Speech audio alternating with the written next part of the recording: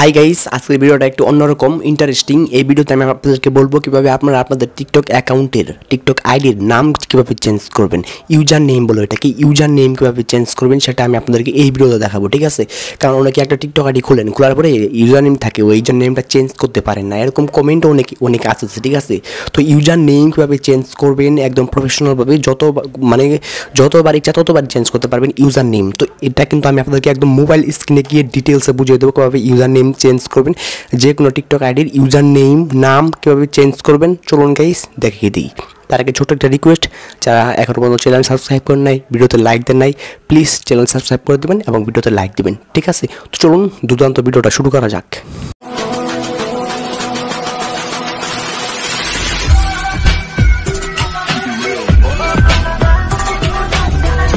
তো গাইজ চলে আসলাম মেন ভিডিওতে। তো এখন আমি আপনাদেরকে দেখিয়ে দেবো আপনারা আপনাদের যে কোনো টিকটক অ্যাকাউন্টের ইউজার নেমটি কীভাবে পরিবর্তন করবেন, ইউজার নেমটি কীভাবে চেঞ্জ করবেন, অথবা নতুন একটা ইউজার নেম কীভাবে অ্যাড করবেন, ঠিক আছে? সেটা আমি এই ভিডিওতে আপনাদেরকে একদম ভালোভাবে দেখিয়ে দেবো, ঠিক আছে? তো ফার্স্ট অফ অল আমি আমার প্রোফাইলে চলে যাচ্ছি।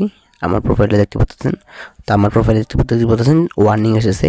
তো এই ওয়ার্নিংটা আসার কারণ হচ্ছে একটা ভিডিও আপলোড করেছিলাম, সেই ভিডিওর মধ্যে কমিউনিটি গাইডলাইন এসেছিলো, যার কারণে অ্যাকাউন্টে ওয়ার্নিং আসে। সমস্যা নাই, এই অ্যাকাউন্ট ওয়ার্নিংটা আমি কীভাবে রিমুভ করব সেটা আমি আপনাদেরকে ভিডিওর মাধ্যমে দেখাবো, ঠিক আছে? তবে এখন এই ভিডিওতে আমি আপনাদেরকে দেখাবো কীভাবে ইউজার নেম মানে নামটি কীভাবে পরিবর্তন করবেন।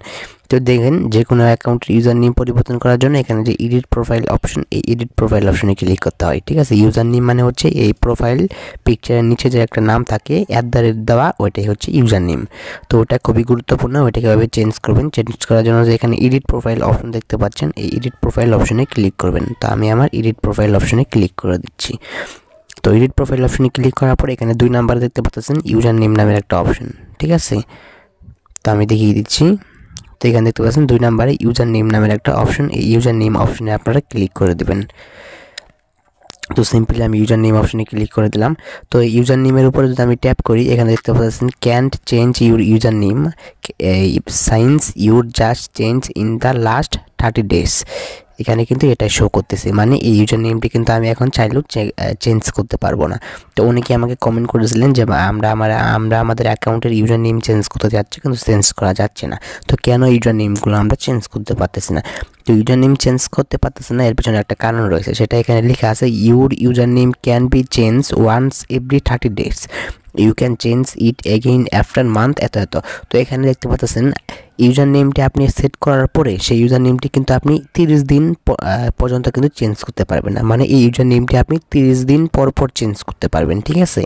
মানে 1 মাস পর এই ইউজার নেমটি চেঞ্জ করতে পারবেন, এর আগে চেঞ্জ করতে পারবেন না।